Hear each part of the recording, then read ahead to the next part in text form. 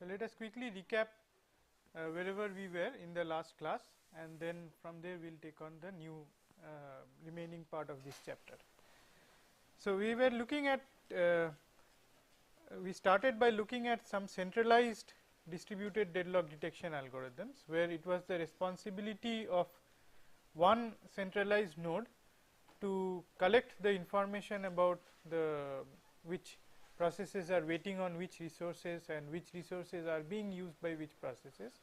So, this information is collected by one process, and then that process tries to detect the deadlock. So, we saw in this category the completely centralized algorithm and the Ho Ramamurthy algorithms, and then we also looked at a path pushing algorithm, where basically the difference with the completely centralized algorithm here is that that it is not one site which actually collects everything, rather it is every site which has a local cycle pushes all the paths that it has through the local cycle to the adjoining neighbors, and they try to see whether that completes a cycle in their wait for graphs. Okay. And we saw that the Obermark's algorithm that we studied, that was not correct, because while the paths are being pushed, it is quite possible that new requests are made at the same time and some of the existing requests dissolve. So, therefore, it has the potential of detecting phantom deadlocks. Right. Then we looked at Chandy and others edge chasing algorithm, where it was fundamentally different from the previous ones in the sense that here we are not pushing the paths. So, we are just sending probe messages along the dependencies, and if the probe message comes back to the originating node, then the originating node discovers a deadlock. Right. Now, what the model in which we studied this one was as follows, that if I have say P1, then P1 is waiting on P2. When I say that P1 is waiting on P2, basically I mean that P1 is waiting for some resource which is currently being used by P2, and then P2 is waiting on P3 and P4, and P3 is waiting on P1. Now, in our model that we studied, this is a deadlock situation. This is a deadlock situation because P2 cannot proceed until it has both P3 and the resources held by P3 and P4. So, suppose that P2 is waiting for some resource RA and for some resource RB. RA is being used by P3 and RB is being used by P4, then P2 cannot proceed until it gets both RA and RB. So, even though P4 is not in the deadlock, even after P4 completes and releases the resource RB, P2 cannot move forward. So, what does that mean? It means that in your wait for graph, if there is any cycle, then it is a deadlock situation. Right? Then it is a deadlock because the processes which are in that cycle, they cannot proceed. All right. Now, because in this case P2 needs both RA and RB, so we call this the AND model, the AND resource model.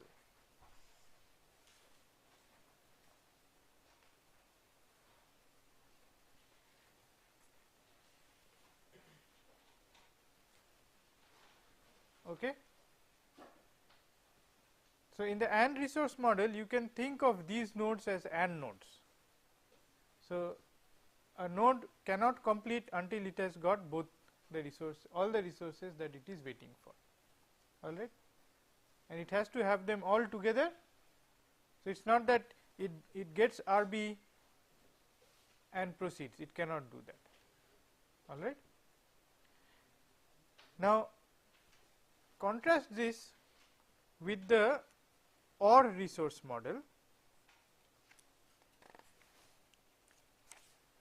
The OR resource model is one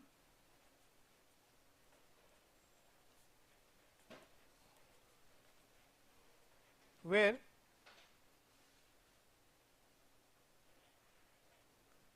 suppose P1 is waiting for P2 and P3,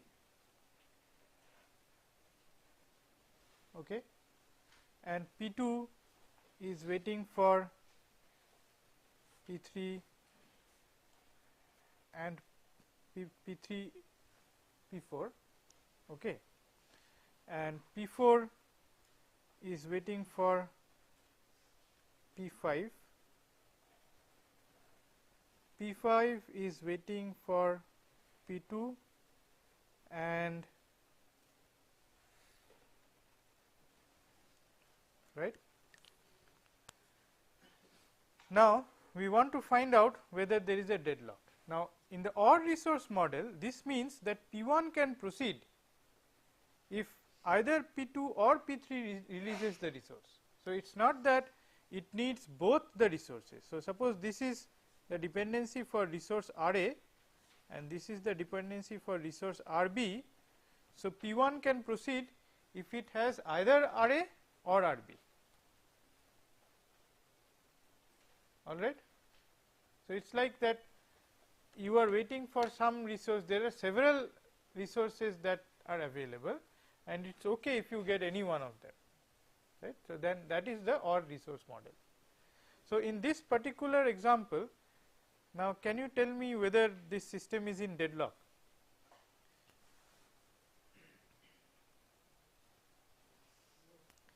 Now, to see whether it is in deadlock, we will have to first see that who can complete.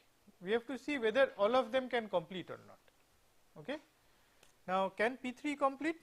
Yes. So, P3 is, we say that it can complete. Okay. Now, if P3 can complete, then P3 will release all its resources. Now, if it releases all its resources, then P1 can complete, because P1, if it gets RB, that is fine with P1. So, P1 can complete. Okay. Now, let us look at P2. Can P2 complete? Yes, because whenever P3 completes, it will release this resource and that is fine for P2. So, P2 can complete. Okay. Now, if P2 can complete, then P5 can also complete. Why? Because this resource will become available when P2 completes. So, P5 can also complete. Now, if P5 can complete, then P4 can also complete, because this resource will be released by P5 and P4 can complete. So, you see what we effectively did was we reduced the graph. In each level, whenever a node can be satisfied, it is like as if we are removing that node, right. So, initially P3 was removed. When P3 was removed, at that time P2 did not have any more dependencies. So, P2 and P1 both of them did not have any more dependencies. So, they got reduced and so on. So, nodes which do not have any dependencies, they can reduce, right. When they reduce, they free up other nodes, right. This is how the graph reduces, and if the graph completely reduces, then we know that it is not in a deadlock state. Is that clear? Right. So, when can the deadlock happen?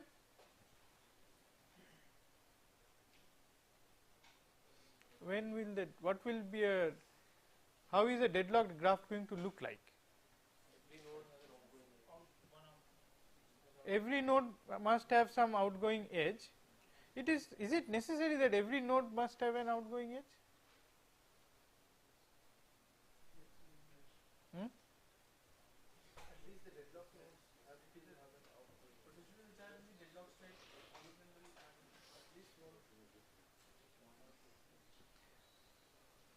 First of all, let us understand that the graph does not have to be connected, right. The graph does not have to be connected. It is not necessary that the dependencies always form a connected graph, right, because I may be waiting for some resource held by him and he may be waiting for some resource held by him, and it is unrelated, right. So, it is not necessary that there has to be any relationship between what we are waiting for and what those two are waiting for, right. So, it is not necessarily a connected graph. So, therefore, there can be nodes which are not, which do not have an outage. That component can reduce, but we have to have one component at least which will not reduce, right. What will be that component? How is that component going to look like? Every node in that component should be in a cycle, yes. In one cycle or many cycles?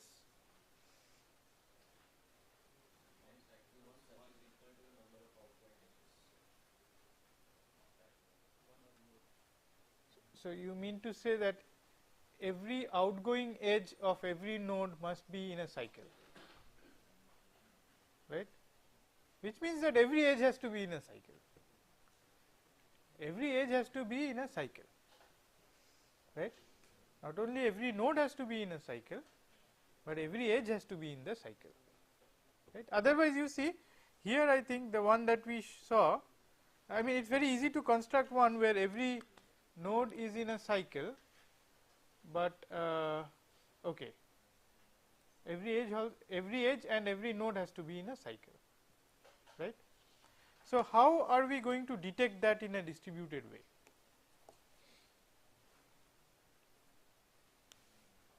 How will we detect whether every edge in the graph is in a cycle? So, what we will do here is we will use the echo algorithm. We will use the echo algorithm to determine whether there is a deadlock, right. Now, let us see, let us proceed and see how the algorithm works. So, this is Chandi and others diffusion computation based algorithm. Now, diffusion computation is the same, I mean the wave algorithm is one example of a diffusion computation. So, let us see how this works. So, we initiate a diffusion computation for a blocked process Pi. When is a process blocked? When it is trying to access a resource which is already being used by some other process, then the process blocks. Okay. When it blocks, at that time it initiates this computation. So, what it does is it sends a query iij to each process pj in the dependent set dsi of pi. So, each process maintains a dependent set ds. Okay. What is this dependent set? This is the set of processes on which pi is depending. So, pi is waiting for some resource which is being held by each of these processes that are there in DSI. Okay. Like in the example that we saw here, the dependent set of P1 was P2 and P3, okay, because it was waiting for some resource from P2 and some resource from P3, right. Now, what it does is it sends a query to each process Pj in the dependent set DSI of Pi, okay, and it sets the number I to equal to DSI and it sets weight I equal to true. All right. Now, this is the initiation of the algorithm. Now, when a blocked process Pk receives a query ijk, it checks whether this is the engaging query. The engaging query is the first query. it is the first query message received by a process Pk is called the engaging query of the process Pk. So, it is the first message, that is when the echo algorithm defines its parent, right. So, if it is the engaging query, then what it does is it sends query IKM to all PM in its dependent set DSK. So, it just forwards. So, that is how the wave propagates. So, it gets it along one of the edges and then propagates it along all the outgoing edges, right. And what it does also is it sets num k to equal to DSK, okay, and weight k equal to true. Now, see, you will see that there is an index I in each of these. Now, why we have this index I is because every process is going to have a separate data structure for handling waves initiated by every other process, right. So, this is here the initiator is I, okay. You will see that in all the query messages the first element will be I, because I is the initiator of this wave, and when we are storing this I means that it is the number of num I corresponding to the wave initiated by I. So, this is num k initiated by the wave initiated by I. So, this k is for the local process and this is for the initiator of the wave. So, it sets that to be equal to DSK, because it has DSK is the set of these things on which PM is waiting, okay, and it sets weight ki equal to true. Else if weight ki, now this else is for this, if it is not the engaging query, if this is not the engaging query, then we send the node Pk sends a reply back to Pj, okay. This is the key step. If you understand why this is done, then you will understand the whole algorithm. So, whenever it gets a second query message, it just sends it back through a reply message, all right. Now, can you tell me what this actually has found when you get a query along a second edge?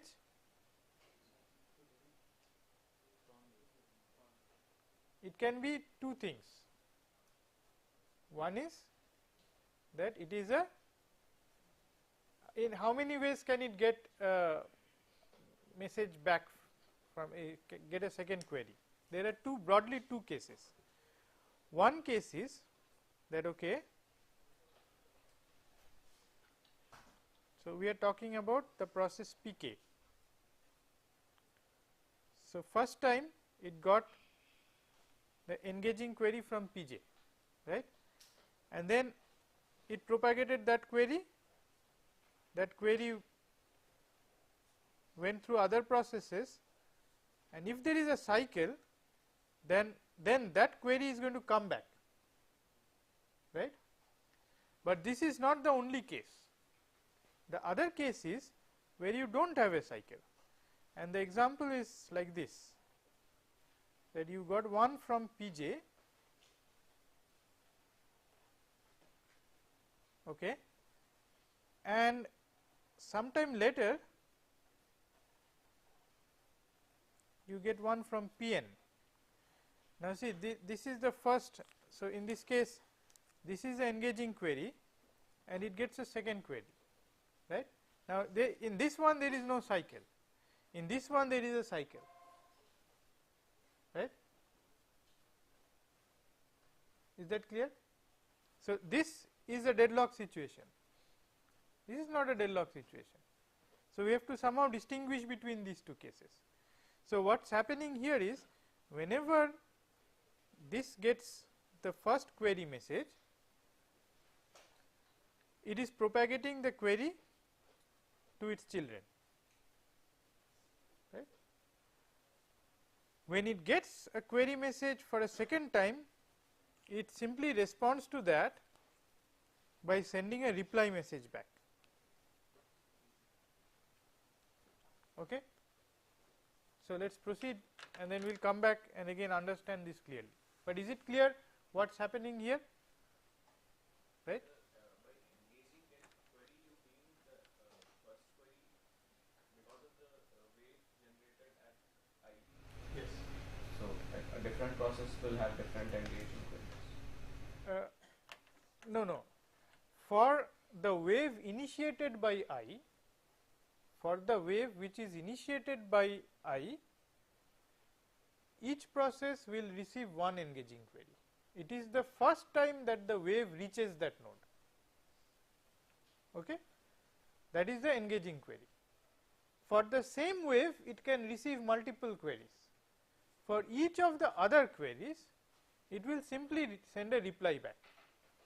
And for the engaging query, it will propagate the wave by sending query messages along its outward dependencies. Is that clear? So, for in this example also, you see when it gets the first this is the engaging query, let us say that it came along this path. Whenever it gets another query from Pn, it will simply send a reply back to Pn. Is that clear? Right? Now, let us see what happens next.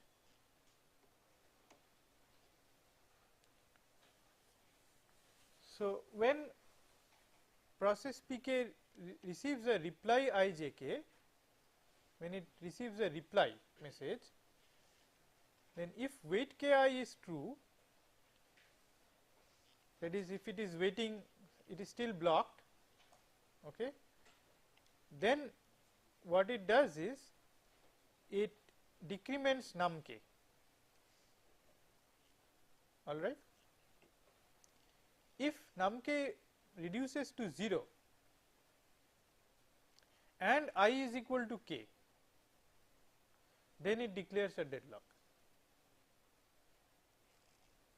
and if num k is 0 and I is not equal to k, then it sends reply. Actually, this indentation is a bit misleading. This else corresponds to this then. Okay, so this if then and then else is for this one. Is that clear? Okay, just let me, this then and this else are related. So, if num k I is equal to 0 and if I is not equal to k, then it sends a reply ikm to the process Pm which sent the engaging query. Okay. Now, let us take an example and work that one through. First, let us create an example where we actually have a deadlock situation, right, and then we will see that how this algorithm resolves that. So, let me start creating one.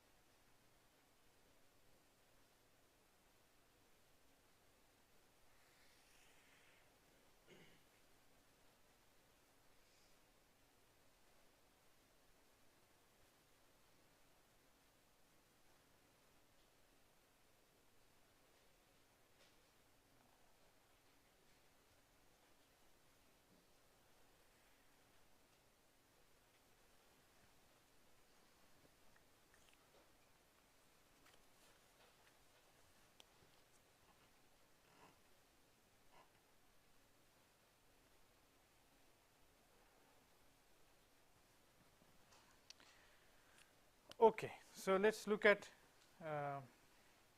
okay, just let me add a couple of more edges.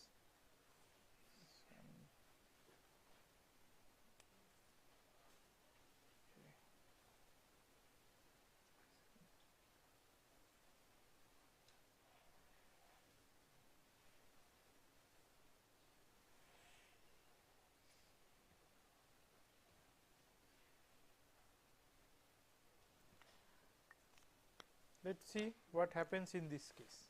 Okay, so let us say P1 is the initiator, right. I will use red to indicate the query messages, okay, and I will use black to indicate the reply messages.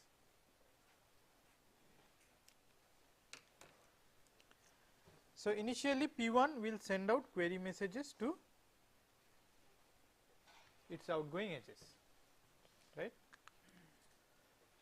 What will P2 do when it gets this? It will treat this as the engaging query and it will propagate the query messages along its outward dependencies, right. Similarly, what will P3 do? It will treat this as the engaging query and it will propagate a query message along its outward dependencies, right. What will P8 do when it gets this? It will treat this as the engaging query and propagate this query. What is P1 going to do whenever it gets this? It will simply send a reply back, right. So, it will send a reply, okay. What will P8 do when it gets a reply? It will check it is still blocked, right, and its num has become 0, right. So, it is going to send a reply back to P3, right, and then P3 for it also num will become 0. So, it will send a reply back to P1, all right. Now, let us look at this side. When this is forwarded, then what is P5 going to do? It will send a query to P2. What will P2 do when it gets that? It will reply. What will P5 do when it gets the reply? It will reply to P2. What will P2 do when it gets this? It will reduce its num, but its num will still not be 0. Why? Because when we propagated this 3, okay, then num for this P2, that is num 2 and I is 1, was equal to 3 because 3. So, when it gets this reply, it will change this to 2. So, it is not yet 0. So, nothing else needs to be done at this point of time. What will P4 do when it gets the engaging query? It will forward it. It will send queries to P6 and P7, right. Now, P7 had already received a query. So, when it gets this for the second time, it will simply reply, okay. So, this reply goes back,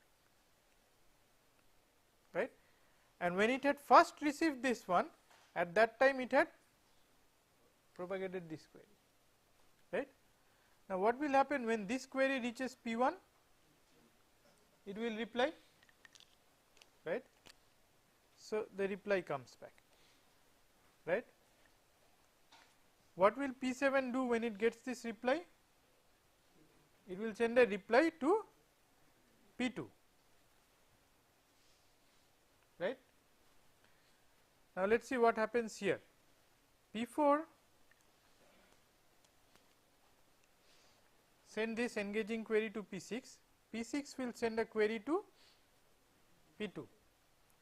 What will P2 do when it gets this? It will reply. Okay. So, the reply will come back. When P6 gets the reply, it will send reply to P4. Now, what has happened to P4? It has got replies from both its children, right. So, what does it conclude? That there is no way that I can proceed along this, no way I can proceed along this. So, it will send a reply back to its parent. Now, look at P2, it has got reply from P4, P7, P5. So, it will send a reply to P1. Now, what does P1 see? It has got replies from each of its children. So, num1 1 has become 0. Okay. So, P1 will declare deadlock.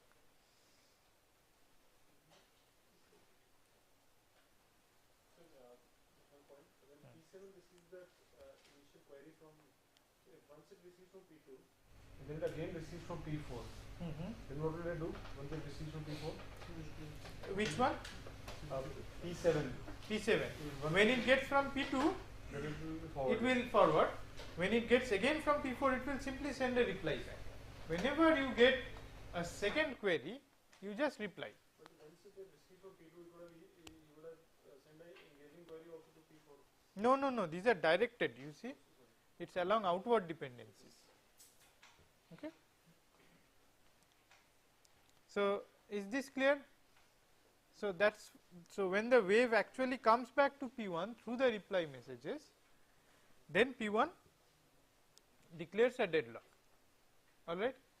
Now, let us take another example where we do not have a deadlock, right, and it is easy to see that to break a deadlock, let us say that we just remove one of the dependencies. Let us say that this dependency from P5 is not there, okay, and let us see what happens as a result of that. So, let me redraw the graph quickly and then let us work the algorithm again on that example. Okay. So, I have, this is the same graph except that one edge is not there now. So, P1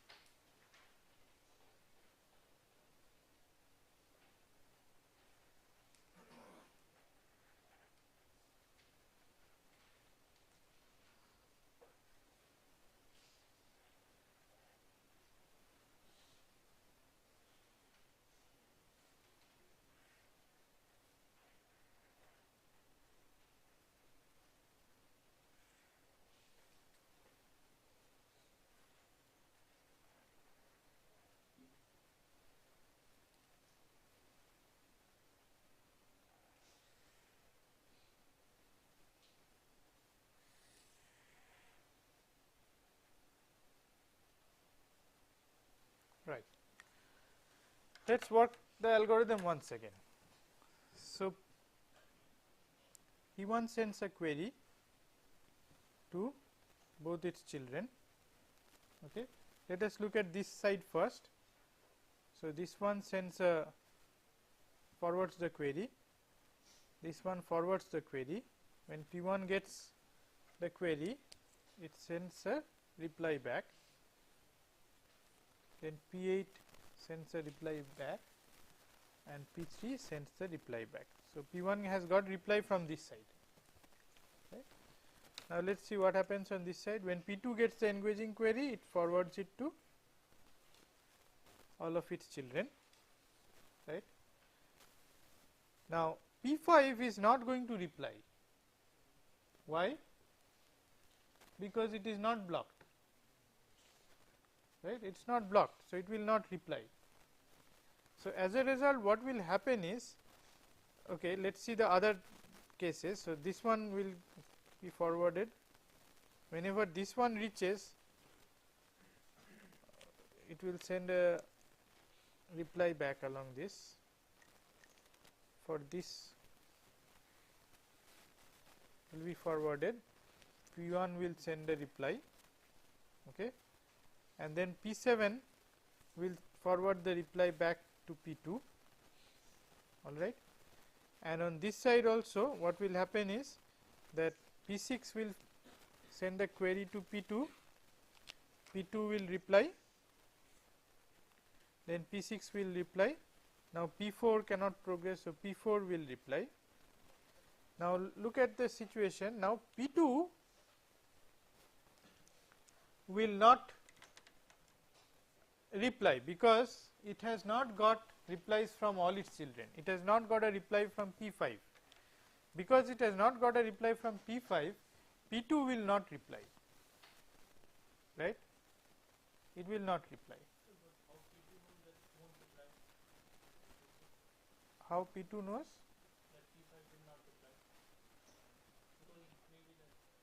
It does not know. So, as long as it does not know, it will not reply, right? It will not reply. It will just stay silent. So, what will happen to the algorithm?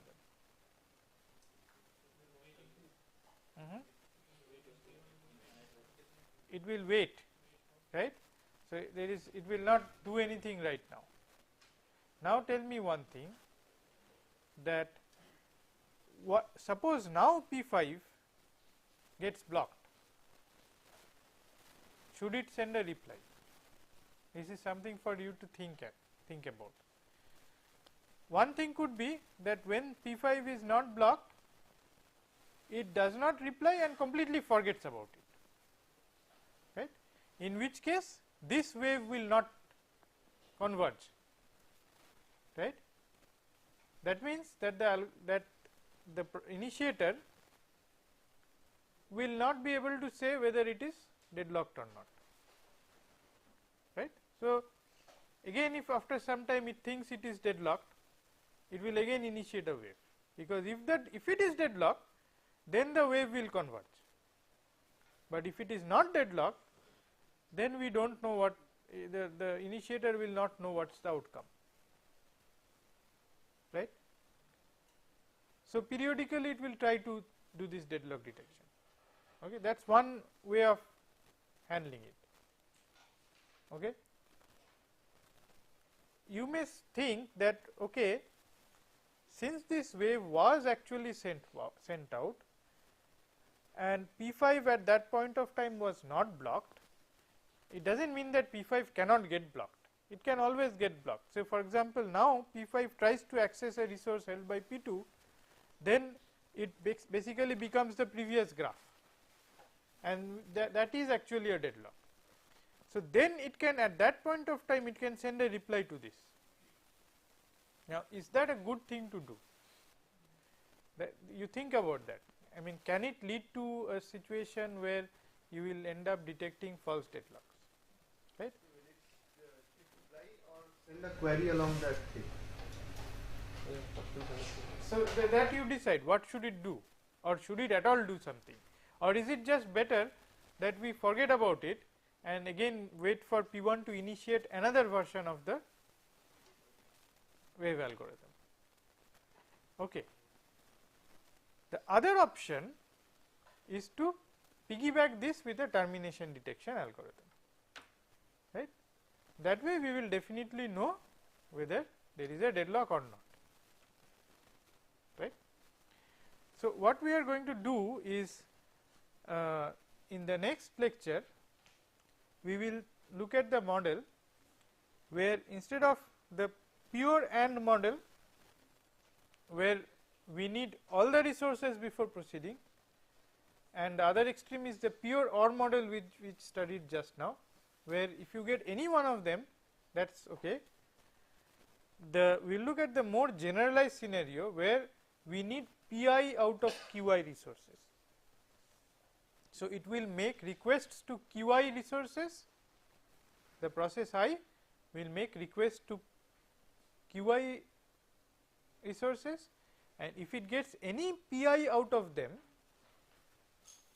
okay, which is where Pi is a number smaller than Qi, then it will be able to progress,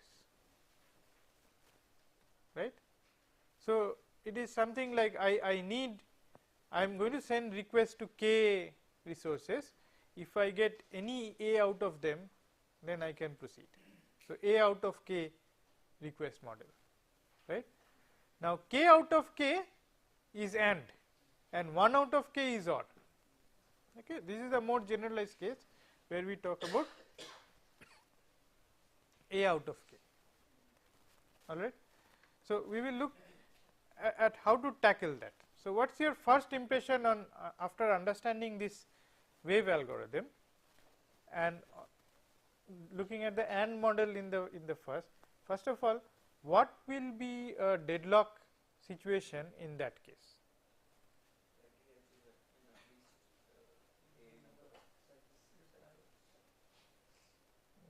Is that necessary?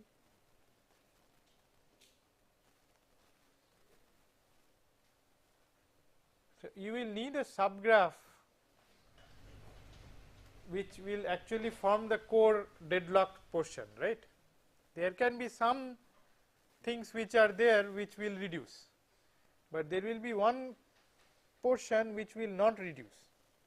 When will a node be able to reduce there? When it is able to get Pi out of Qi of its request, then that will reduce, right.